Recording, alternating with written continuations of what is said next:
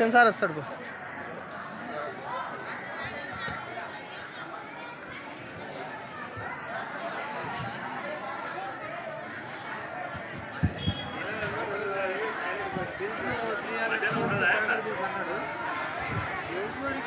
మళ్ళీ ఇప్పుడు 23 పెండింగ్ ఉన్న వాళ్ళకు కూడా ఒక్కరి కూడా నాకు ఎవరికి సెక్రటరీ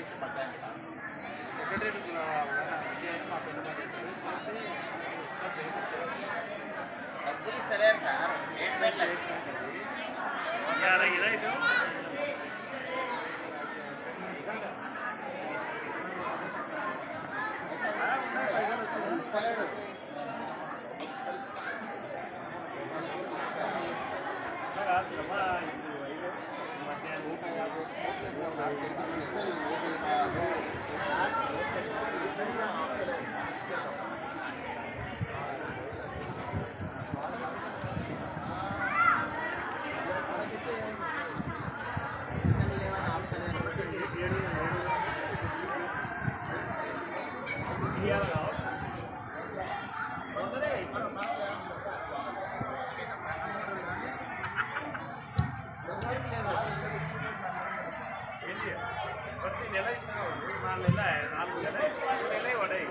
లోపల మాక్ పార్లమెంట్ ప్రోగ్రామ్ స్టార్ట్ కాబోతుంది.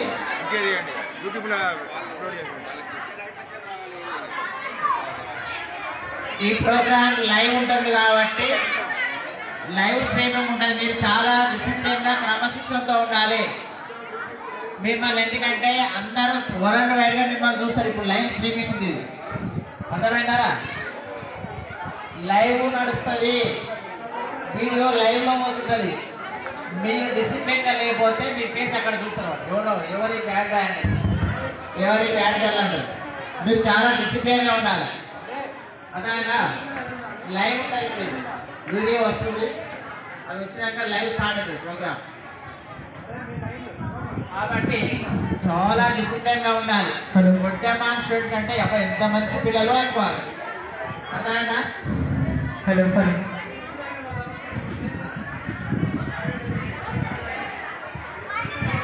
Hello hello hello. అరే మినిస్టర్స్ కొందరు ఇన్సర్ట్ చేయండి.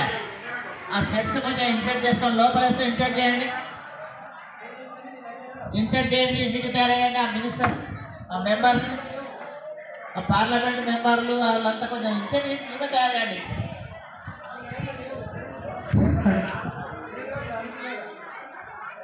బిల్ ప్రాసెస్ పర్యావరణ సంరక్షణ మరియు వనరుల నిర్వహణ బిల్లు 2025పై చర్చ. గౌరవనీయ సభ్యులారా, దయచేసి మౌనం పాటించండి. నేటి చర్చ బిల్లు చాలా కీలకమైనది.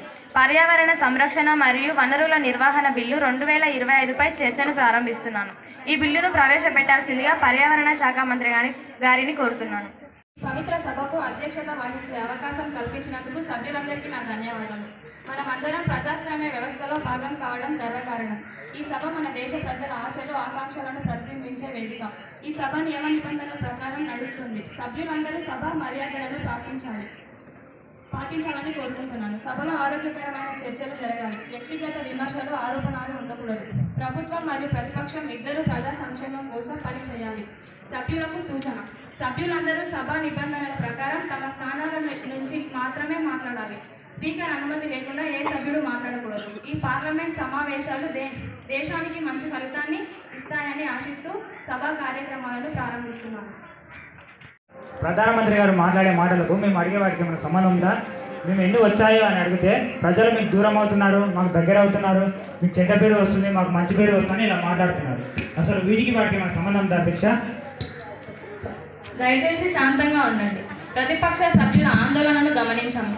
మంత్రి గారు ఈ విషయంపై వివరణాత్మక నివేదికను సమర్పించాలి. ఇప్పుడు క్వశ్చన్ నెంబర్ 118 శ్రీ జ్యోతి గారు మాట్లాడవలసిందిగా కోరుతున్నాను. అధ్యక్ష, ప్రతిపక్ష సభ్యురాలు జ్యోతి, విద్య అనేది ప్రాథమిక హక్కు అని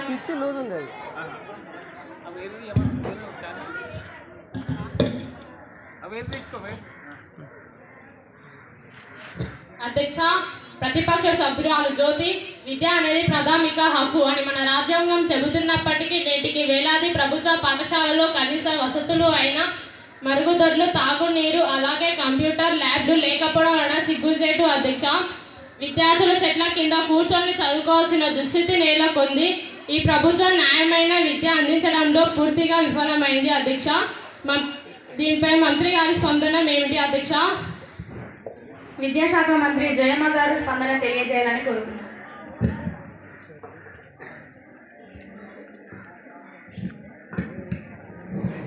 అధ్యక్ష, గౌరవ సభ్యులు జ్యోతి గారు అడిగిన ప్రశ్నకు నేను సమాధానం ఇస్తున్నాను. మా ప్రభుత్వం విద్యకు అత్యంత ప్రాధాన్యతనిస్తుంది అధ్యక్ష.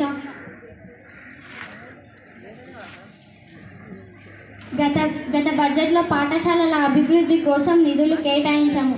ఆ నిధులను సక్రమంగా వినియోగించేలా పర్యవేక్షణ కమిటీలను కూడా ఏర్పాటు చేశాము అధ్యక్ష.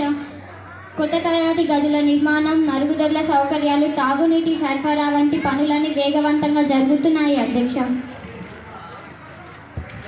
జ్యోతి గారు మాట్లాడండి. అధ్యక్ష, మంత్రి గారిని ఒక ప్రశ్న అడగాలనుకుంటున్నాను. మీరు మౌలిక సదుపాయాల గురించి మాట్లాడుతున్నారు, కానీ ఉపాధ్యాయుల కొరత గురించి ఏం చెబుతారు? వేలాది టీచర్ పోస్ట్ ఖాళీగా ఉన్నాయి అధ్యక్ష.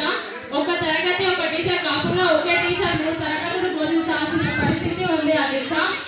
తగినంత మంది శిక్షణ పొందిన ఉపాధ్యాయులు లేకపోతే భవనాలు ప్రయోజనం అధ్యక్ష. అధికార పక్షం మాధవి గారి స్పందన తెలియజేయాలని కోరుతున్నాను. అధ్యక్ష, గౌరవ సభ్యులు ఉపాధ్యాయుల నియామక ప్రక్రియ వేగంగా జరుగుతుంది. అంతేకాక మా ప్రభుత్వం ప్రధానమంత్రి ఈ విద్య వంటి డిజిటల్ కార్యక్రమాలను ప్రారంభిస్తుంది. దాని ద్వారా విద్యార్థులు డిజిటల్ కంటెంట్ను ఉపయోగించుకోవచ్చు. రాష్ట్రాల నిధుల కేటాయింపులు భారీగా పెరుగుతుంది. ఈ నిధులు రాష్ట్ర ప్రభుత్వం సక్రమంగా వినియోగించుకుంటే మౌలిక సదుపాయాలు సమస్య ఉండదు అధ్యక్ష. ప్రతిపక్ష నాయకుడు గణేష్ గారు స్పందన తెలియజేయాలని కోరుతున్నాను. అధ్యక్ష, ఇది కేంద్రంపై నిధులు వేయడం కాదు. మంత్రి గారు కేంద్రం నుంచి వచ్చే నిధులు సకాలంలో రాయడం లేదు. అంతేకాక ప్రపంచానికి అవసరమైన సైన్స్ ల్యాబ్లు మరియు క్రీడా మైదానాలు చాలా వరకు పాఠశాలల్లో శిథిలావస్థలకు చేరాయి. ప్రభుత్వం తక్షణమే జాతీయ పాఠశాల మౌలిక సదుపాయాల మిషన్ ప్రకటించాలి. యుద్ధ ప్రాతిపదికన పనులు చేపట్టాలి అధ్యక్ష. మంత్రి బాలరాజు గారు దీనిపై మీ సమాధానం ఏంటండి? అధ్యక్ష, ప్రతిపక్ష నాయకుడి ఆరోపణల్లో వాస్తవం లేదు. మా ప్రభుత్వం నేడు నాడు వంటి విప్లవాత్మక కార్యక్రమాల ద్వారా ప్రభుత్వ పాఠశాలల రూపురేఖలను మారుస్తున్నాం. గత 5 ఏళ్లలో 90% పాఠశాలల్లో మరుగుదొడ్ల సౌకర్యాన్ని కల్పించాం మరియు స్వచ్ఛమైన త్రాగునీటిని అందించడానికి చర్యలు తీసుకున్నాం. కేవలం విమర్శల కోసం మాట్లాడడం సరికాదు అధ్యక్ష. ప్రతిపక్ష సభ్యురాలు దివ్య గారు ప్రశ్న సంధించాలని కోరుతున్నాను. అధ్యక్ష, మంత్రి గారి సమాధానం అవాస్తవం. కేంద్ర స్థాయిలో పరిస్థితి భిన్నంగా ఉంది. చాలా పాఠశాలల్లో పనులు ప్రారంభమే కాలేదు అధ్యక్ష. దీనిపై వెంటనే చర్యలు తీసుకోవాలని కోరుతున్నాను అధ్యక్ష. అధికార పక్ష సభ్యురాలు దీప్తి గారు జవాబు చెప్పాల్సిందే కోరుతున్నాను.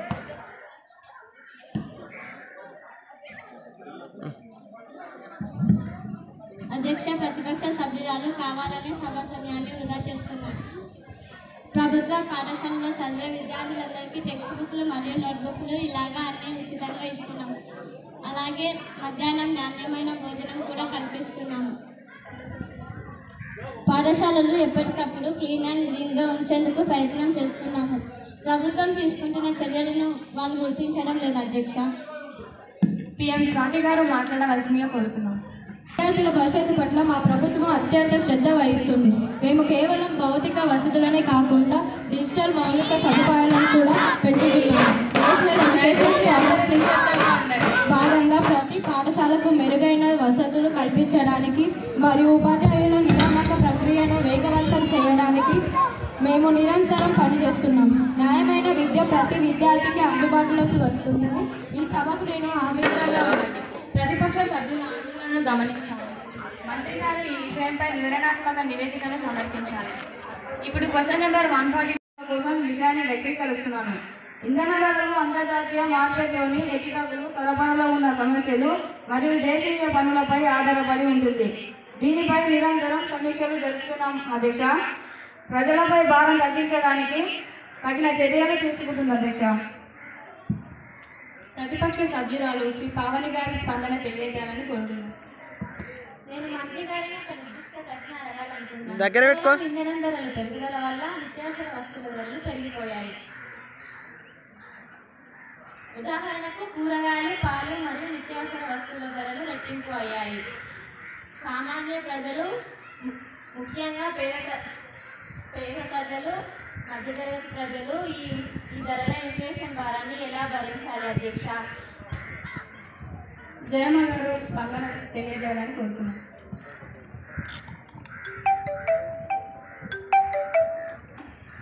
గౌరవ సభ్యులు, ధరల పెరుగుదల అనేది తాత్కాలికమే. ఈ ప్రభుత్వం ఇంధనంపై వసూలు చేసే పన్నులు కేవలం రోడ్లు, రైల్వేలు మరియు ఆరోగ్య సంరక్షణ వంటి మౌలిక సదుపాయాల అభివృద్ధి కోసం ఉపయోగిస్తుంది.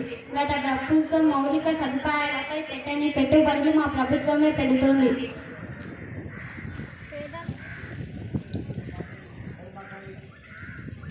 పేదలకు ఉచిత గ్యాస్ సిలిండర్లు అందించే ఉజ్వల యోజన వంటి సంక్షేమ పథకాలకు కూడా ఈ పన్నుల ద్వారానే నిధులు కేటాయించబడుతున్నాయి అధ్యక్ష.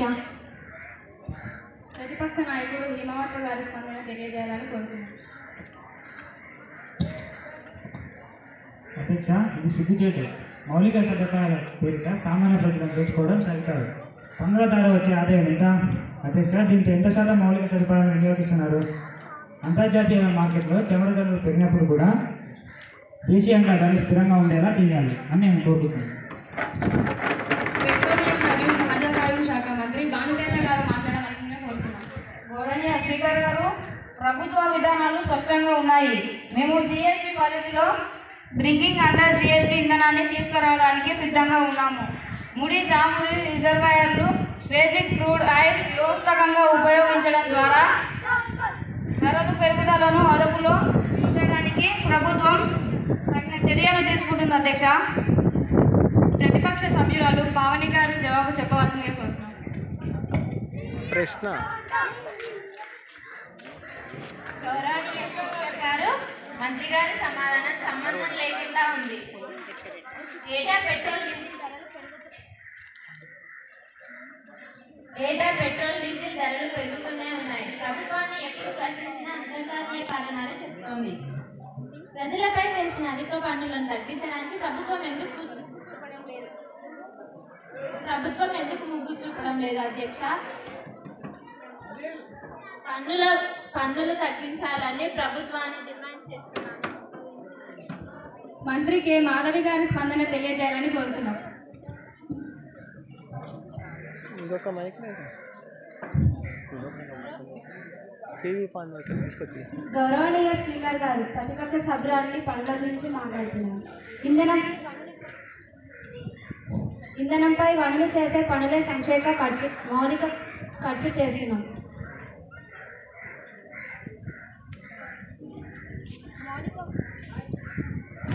నిధులు సమకూరుస్తున్నాయి. మేము ప్రజల నుంచి పనులు చేసే వనరులే సంక్షేమ ఖర్చు చేస్తున్నాం. అంతర్జాతీయ ఆర్థిక కోసం స్థిరపడిన తర్వాత ధరల తగ్గింపుపై ప్రభుత్వం తప్పకుండా ఆలోచిస్తుంది అధ్యక్ష. ప్రతిపక్ష సభ్యులు దివ్య గారి ప్రశ్న సంధించాలని కోరుతున్నాం.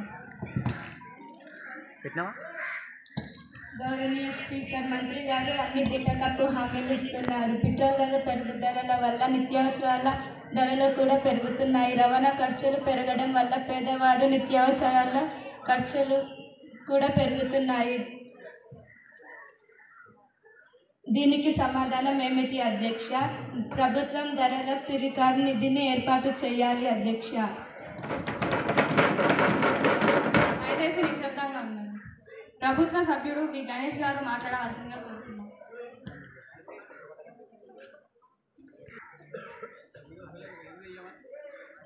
గౌరవనీయ స్పీకర్, గత ప్రభుత్వ హయాంలో ఇంధన ధరలను కంట్రోల్ చేసే వ్యవస్థలు కుప్పకూలాయి. మా ప్రభుత్వం పారదర్శకంగా వ్యవహరిస్తోంది. పెట్రోల్, డీజిల్ ధరలను మార్కెట్కు వదిలేయడం సరైన నిర్ణయం. దేశ ఆర్థిక వ్యవస్థను బలహీనపరిచే చర్యలు తీసుకోవడం మంచిది కాదు అధ్యక్ష. ప్రధానమంత్రి స్వాతి గారు మాట్లాడవలసిందిగా కోరుతున్నాం.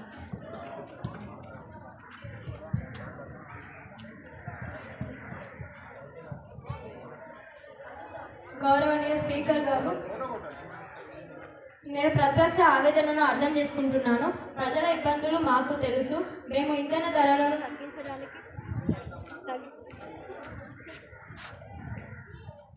తగ్గించడానికి ఒక కార్యాచరణ ప్రణాళికను సిద్ధం చేస్తున్నాం. ఇందులో పన్నుల సమీక్ష, ప్రత్యామ్నాయ ఇంధన వనరుల ప్రోత్సాహం వంటి అంశాలు ఉంటాయి. ప్రజలపై భారం తగ్గించడానికి మా ప్రభుత్వం నిబద్ధత ఉంది. అధ్యక్ష, గౌరవ సభ్యులారా, ప్రధానమంత్రి గారు హామీ ఇచ్చారు. ఈ హామీలను ప్రభుత్వం ఎలా నెరవేరుస్తుందో మనం భవిష్యత్తులో చూద్దాం. ఈ చర్చను ఇక్కడితో ముగిద్దాం. నేటి సమావేశాల ఎజెండా చాలా ముఖ్యమైనది. ముందుగా అభ్యర్థి మరణంపై సంతాప ప్రకటన. ఇటీవల కొత్తగా ఎన్నికైన సభ్యులు ప్రమాణ స్వీకారం చేస్తారు. ప్రెసిడెంట్ ఆఫ్ ఇండియా ప్రారంభ ఉపన్యాసం తర్వాత ప్రశ్నోత్తరాల సమయం ఉంటుంది. సభ్యులు తమ ప్రశ్నలను అడిగేందుకు సిద్ధంగా ఉండాలి. ఆ తర్వాత దేశ భవిష్యత్తుకు సంబంధించిన ఒక కీలకమైన అంశంపై జరగనుంది. ఆ చర్చను సజావుగా సద్విమర్శలతో నడిపించాలి.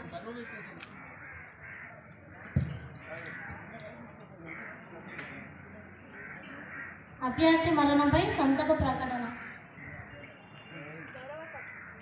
గౌరవ సభ్యులారా, ఈరోజు మనకు ఒక విషాద వార్తను తెలియజేయాల్సి ఉంది. మన ప్రియ సభ్యుడు శ్రీ సురవరం సుధాకర్ రెడ్డి గారు ఇటీవల అనారోగ్య కారణంగా మరణించారు. ఆయన సేవలు, ప్రజల పట్ల ఆయనకున్న నిబద్ధత, ప్రజాస్వామ్య విలువల పట్ల ఆయనకున్న గౌరవం మనందరికీ ఆదర్శంగా నిలిచాయి. ప్రధానమంత్రి గారు స్వాతి గారి స్పందన తెలియజేయాలని కోరుతున్నాను. గౌరవ సభాధ్యక్షులారా, శ్రీ సురవరం సుధాకర్ రెడ్డి గారి మరణం మన దేశ రాజకీయ రంగానికి తీరని లోటు. ఆయన ప్రజల కోసం చేసిన సేవలు చిరస్మరణీయంగా నిలుస్తాయి. ఆయన కుటుంబానికి, అభిమానులకు మరియు పార్టీకి మా హృదయపూర్వక సంతాపం తెలియజేస్తున్నాం.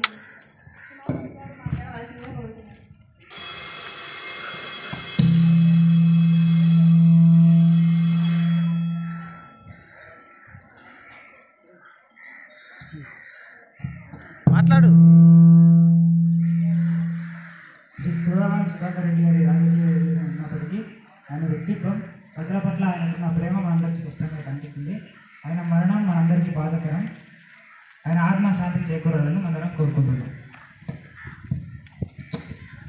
అందరూ లేచి నిలబడండి.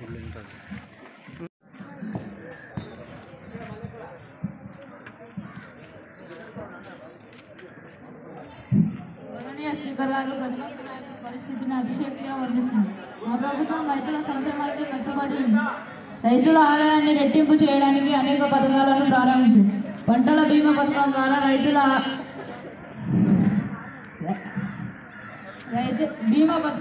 రైతులకు భరోసా కల్పిస్తున్నాం. రుణమాఫీతో పాటుగా రైతులకు తక్కువ వడ్డీకి రుణాలు ఇచ్చేలా బ్యాంకులపై ఒత్తిడి చేస్తున్నాం. అధ్యక్ష, ప్రతిపక్ష నాయకుడు పి చంద్రు గారు ప్రశ్న సంధించాలని కోరుతున్నాం. స్పీకర్ గారు, ఈ ప్రభుత్వం వ్యవసాయ రంగాన్ని పూర్తిగా నిర్లక్ష్యం చేసింది. రైతులు పండించిన పంటకు కనీస మద్దతు ధర లేక మధ్యవర్తుల దోపిడీకి గురవుతున్నారు. రైతులు వారి పెట్టుబడిపై 50% లాభం ఇవ్వాలని స్వామినాథన్ కమిటీ సిఫార్సులను అమలు చేయడంలో ప్రభుత్వం ఎందుకు విఫలమైంది? అధ్యక్ష, మంత్రి వి దేవేందర్ గారు జవాబు చెప్పవలసిందిగా కోరుతున్నాం. స్పీకర్ గారు, ప్రతిపక్ష నాయకులు రైతులను తప్పుదోవ పట్టిస్తున్నారు. మా ప్రభుత్వం రైతు సంక్షేమం కోసం అనేక చారిత్రక చర్యలు తీసుకుంది. రైతులకు పెట్టుబడి సాయంగా పీఎం కిసాన్ సమ్మాన్ నిధి ద్వారా నిధులు నేరుగా అందిస్తున్నాము. ఎంఎస్పీ విషయంలో ప్రతి సంవత్సరం ఎంఎస్పీని పెంచుతున్నాము మరియు రికార్డు స్థాయిలో పంటలు కొనుగోలు చేస్తున్నాం. అధ్యక్ష, ప్రతిపక్ష నాయకుడు సిద్ధార్థ గారు ప్రశ్న సంధించాలని కోరుతున్నాను. అధ్యక్ష, మంత్రి గారిని నేను ఒక ప్రశ్న అడగాలనుకుంటున్నాను. దేశంలో రైతుల ఆత్మహత్య ఏమాత్రం తగ్గలేదు. దీనికి కారణం బ్యాంకు రుణాలు మరియు ప్రైవేట్ అప్పుల భారం. రైతుల రుణాలు మాఫీ చేసే డిమాండ్పై ప్రభుత్వం యొక్క వైఖరి ఏమిటి? రైతులకు తక్కువ వడ్డీకే రుణాలు అందించడానికి మీరు తీసుకున్న చర్యలు ఏంటి? అధ్యక్ష, అధికార పక్షం లోకేష్ గారు జవాబు చెప్పవలసిందిగా కోరుతున్నాం. అధ్యక్ష, గౌరవ సభ్యులు, కేవలం రుణమాఫీ తాత్కాలిక ఉపశమనం మాత్రమే. మా ప్రభుత్వం యొక్క దృష్టిని రైతులను రుణాల ఉబ్బిలో పడకుండా వారి ఆర్థిక స్థితిని బలోపేతం చేస్తుంది. దీనికోసం మేము కిసాన్ క్రెడిట్ కార్డ్ ద్వారా రైతులకు తక్కువ వడ్డీకి రుణాలు అందిస్తున్నాం. అంతేకాక బియ్యం ఫసల్ బీమా యోజన ద్వారా పంట నష్టాన్ని భర్తీ చేసి రైతులకు ఆర్థిక రక్షణ కల్పిస్తున్నాం. అధ్యక్ష,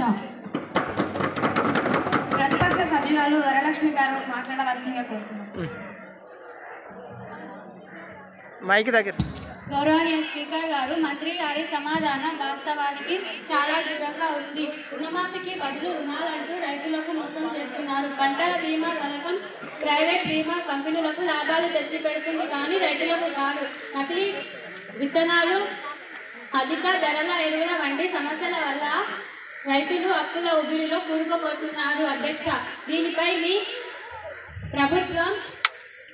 ప్రభుత్వం ఈ అంశాలపై ఎందుకు దృష్టి పెట్టడం లేదు? అధ్యక్ష, తెలియజేయాలని కోరుతున్నాను.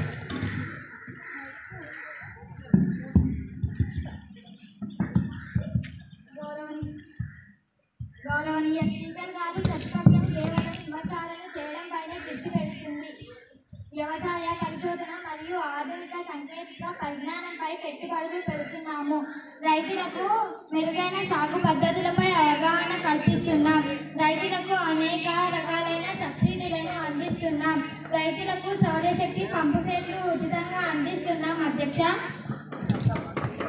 ప్రతిపక్ష సభ్యులు పి చందు గారు మాట్లాడవలసిందిగా కోరుతున్నాం.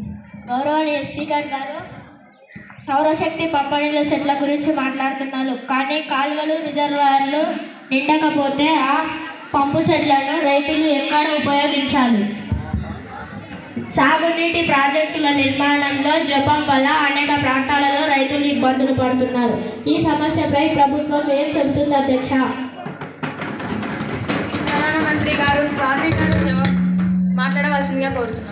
గౌరవనీయ స్పీకర్ గారు, నేను సభకు ఒక స్పష్టమైన హామీ ఇస్తున్నాను. రైతుల సమస్యలు మా ప్రభుత్వానికి తెలుసు. అందుకే మేము సంపూర్ణ వ్యవసాయ సంస్కరణను ప్యాకేజీని సిద్ధం చేస్తున్నాం. ఇందులో రైతులకు గిట్టుబాటు ధరల కోసం ఒక ప్రత్యేక దయచేసి నిశ్శబ్దంగా ఉండండి. మరియు నీటిపారుదల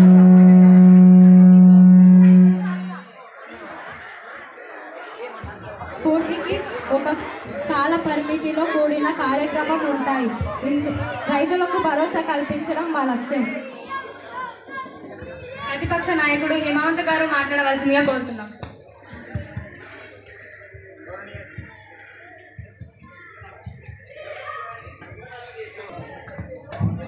గౌరవనీయ స్పీకర్ గారు, ప్రధానమంత్రి గారు ఈ విధమైన హామీలు ఎన్నిసార్లు ఇస్తారో చెప్పాలి. ఇటువంటి పూర్తిగా హామీలు ఇప్పటివరకు చాలా ఇచ్చారు కానీ అమల్లో మాత్రం ప్రోచుకోలేదు. అధ్యక్ష, రైతుల పరిస్థితిని మెరుగుపరచడానికి ప్రభుత్వం నిబద్ధతతో పనిచేయాలి. గౌరవ సభ్యులారా, ప్రధానమంత్రి గారు రైతులకు హామీ ఇచ్చారు. ఈ హామీలను ప్రభుత్వం ఎలా అమలు చేస్తుందో మనం భవిష్యత్తులో చూద్దాం. ఇప్పుడు క్వశ్చన్ నెంబర్ 126 శ్రీ సోహెల్ గారు మాట్లాడవలసిందిగా కోరుతున్నాం. అధ్యక్ష, ఈ మధ్యకాలంలో ఊహించని విధంగా వరదలు సంభవించాయి. ఇటువంటి వరదలు సంభవించినప్పుడు ప్రభుత్వం ముందుగానే ఎందుకు హెచ్చరించలేకపోయింది? ప్రభుత్వం ముప్పు ప్రాంతాల్లో ప్రజలు ఎందుకు సకాలంలో తరలించలేకపోయారు? ప్రభుత్వం వారిని ఏ విధంగా ఆదుకుందో తెలియజేయాలని సంబంధిత మంత్రి గారిని కోరుతున్నాను. అధ్యక్ష, విపత్తు నిర్వహణ మంత్రి చంద్రిక గారు మాట్లాడవలసిందిగా కోరుతున్నాం. అధ్యక్ష, ప్రతిపక్ష సభ్యుల ప్రమేయం అర్థం చేసుకోదగినదే. అయితే కొన్ని ప్రాంతాల్లో వాతావరణ పరిస్థితులు ఊహించని రీతిలో మారాయి. సురక్షిత ప్రాంతాలకు తరలించడానికి మన సిబ్బంది నిరంతరం పనిచేస్తుంది. అధ్యక్ష, రెవెన్యూ శాఖ మంత్రి ఓంకారేశ్వర్ గారు ప్రశ్న సంధించాలనుకుంటున్నారు.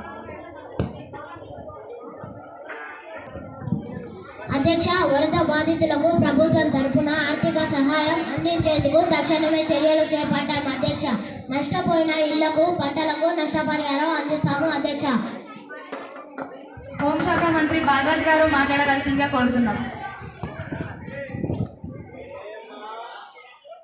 అధ్యక్ష, ప్రతిపక్ష నాయకుడు పరిస్థితిని రాజకీయం చేస్తున్నాడు. ఇది ప్రకృతి వైపరీత్యం. మా ప్రభుత్వం జాతీయ విపత్తు ప్రతిస్పందన దళం మరియు రాష్ట్ర విపత్తు ప్రతిస్పందన దళాలను యుద్ధ ప్రాతిపదికన మోహరించి రెస్క్యూ మరియు సహాయ చర్యలు తక్షణమే ప్రారంభించబడ్డాయి. మా దృష్టి ప్రాణ నష్టాన్ని తగ్గించడంపైనే ఉంది. అధ్యక్ష, ప్రతిపక్ష ప్రతిపక్ష సభ్యురాలు అక్షర గారు ప్రశ్న సంధించాలని కోరుతున్నాను.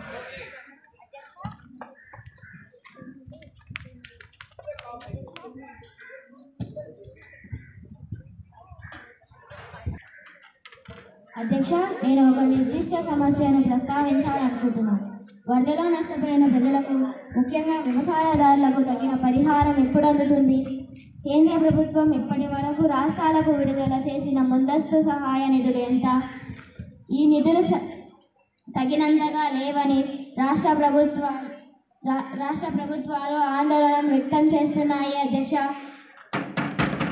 అధికార పక్షం అక్షిత గారు స్పందన తెలియజేయాలని కోరుతున్నాం. అధ్యక్ష, గౌరవ సభ్యులు, కేంద్రం ఎప్పుడు రాష్ట్రాలకు అండగా నిలబడుతుంది. ఇప్పటికే ఎన్డీఆర్ఎఫ్ నుంచి తాత్కాలిక సహాయంగా గణనీయమైన మొత్తాన్ని విడుదల చేశాము. కేంద్ర బృందాలు నష్టాన్ని అంచనా వేయడానికి వరద ప్రభావిత ప్రాంతాల్లో పర్యటిస్తున్నాయి. దీని ఆధారంగా మేము మరింత నిధులు విడుదల చేయబడతాయి. అధ్యక్ష, మాట్లాడవలసిందిగా కోరుతున్నాం. అధ్యక్ష, కేవలం నిధులు విడుదల చేస్తే సరిపోదు. ఇది ప్రతి సంవత్సరం పునరుద్ధమయ్యే సమస్య. దీర్ఘకాలిక పరిష్కారం ఏది? నదులకు అడ్డుకట్టలు వేయడం, జలశైల నిర్వహణ మరియు పట్టణాలలో సమర్థవంతమై తుఫానులు, నీటిపారుదల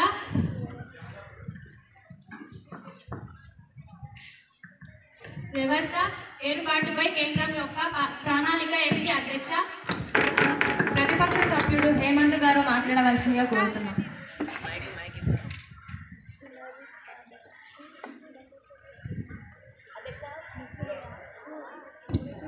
అధ్యక్ష, ప్రభుత్వ సహాయక చర్యలు సరిపోవు. అధ్యక్ష, ఇంకా చాలా ప్రాంతాలలో చాలా మంది తినడానికి తిండి లేక, తాగడానికి నీళ్ళు లేక అనేక ఇబ్బందులు ఎదుర్కొంటున్నారు.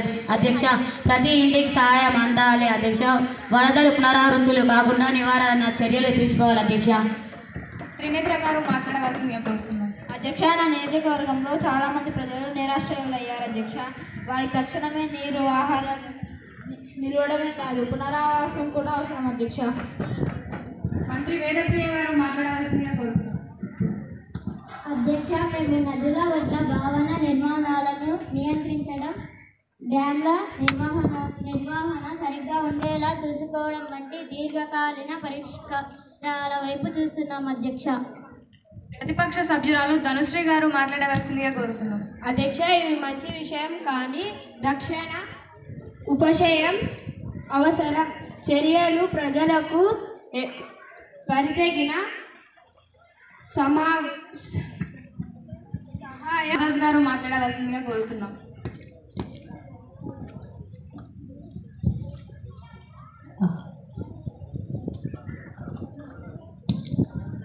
అధ్యక్ష, భవిష్యత్తులో ఇలాంటి విపత్తులు రాకుండా నిరోధించడానికి మా ప్రభుత్వం నేషనల్ డ్యామ్ సేఫ్టీ అథారిటీ ద్వారా నదులు మరియు డ్యాంల పటిష్టతపై దృష్టి సారించింది. అధ్యక్ష, అంతేకాక పట్టణ వరదలను ఎదుర్కోవడానికి రాష్ట్ర ప్రభుత్వాలకు సాంకేతిక సహాయం మరియు నిధులు అందిస్తున్నాం. అధ్యక్ష, విపత్తు నిర్వహణ మెరుగుపరచడానికి మరియు ముందస్తు హెచ్చరిక వ్యవస్థలను బలోపేతం చేయడానికి మేము కట్టుబడి ఉన్నాం. అధ్యక్ష,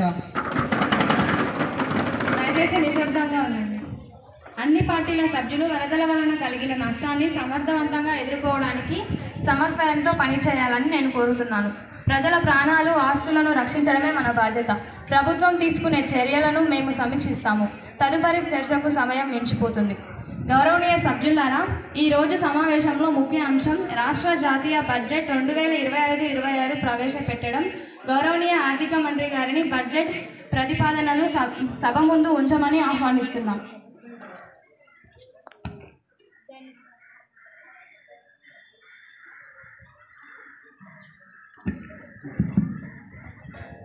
ధన్యవాదాలు స్పీకర్ గారు. మన దేశ హృదయ గ్రామాలు. ఈ సంవత్సరం బడ్జెట్ ప్రధాన లక్ష్యం సమృద్ధి గ్రామ సుస్థిర భారత్.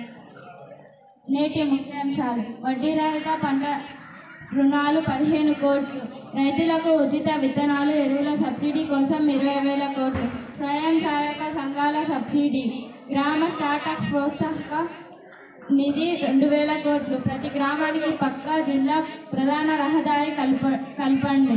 సౌరశక్తి ప్రాజెక్టులు ప్రతి గ్రామానికి కనీసం 50 ఇళ్లకు సౌర విద్యుత్. విద్యారంగం 60,000 కోట్లు కేటాయింపు ప్రభుత్వం. కళాశాలల సిల్క్ డెవలప్మెంట్ సెంటర్ల స్థాపన. వ్యవసాయం రైతులకు విత్తన సబ్సిడీ, ఉచిత మట్టి పరీక్ష సేవలు మరియు పంట బీమా ప్రణాళిక. యువజన ఉపాధి స్టార్టప్ ఇండియా ప్లస్ కార్యక్రమాల ద్వారా 10 లక్షల ఉద్యోగ సృష్టి. యువతకు ఉద్యోగ అవకాశం కల్పించేందుకు యువశక్తి ప్రణాళిక. ఆరోగ్యం ప్రతి జిల్లా ఆసుపత్రి డయాగ్నోస్టిక్ ల్యాబ్లు, టెలిమెస్టిక్ సేవలు. పర్యావరణ పరిరక్షణ గ్రీన్ బాల్సిందిగా కోరుతున్నాం. గౌరవనీయ సభాపతి గారు, ఈ బడ్జెట్లో ప్రతి రూపాయి ప్రజల అభ్యున్నతికి వినియోగించబడుతుంది. మనం కొత్త భారతాన్ని నిర్మించాలంటే యువత, రైతులు, మహిళలు అందరూ భాగస్వాములు కావాలి. ఈ బడ్జెట్ వారి ఆశలను నెరవేర్చే దిశగా ముందడుగుగా నిలుస్తుంది. అధ్యక్ష, ప్రతిపక్ష నాయకుడు గణేష్ గారు మాట్లాడాల్సిందిగా కోరుతున్నాను.